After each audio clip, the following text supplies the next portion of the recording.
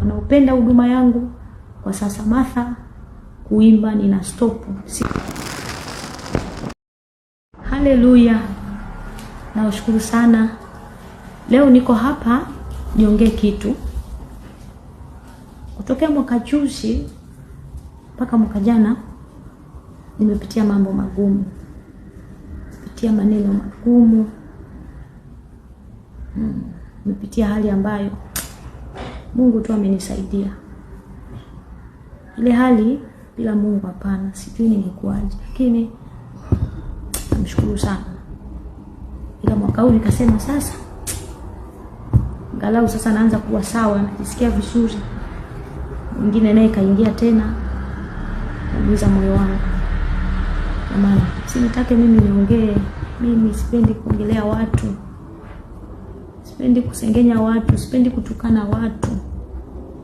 Lakini pia katika yote nimehudumia watu wengi. Mimi ni mtumishi wa Mungu.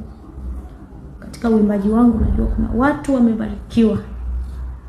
Ila nimetaka tu nitumie nafasi kwa sababu ya ile hali nimekutana nayo. Mimi ni mtu tu. Sio kwamba vile nitatukanwa, vile nitaongelewa vibaya, vile nawakilishwa vibaya kwamba nafurahia, hapana. Moyo unauma.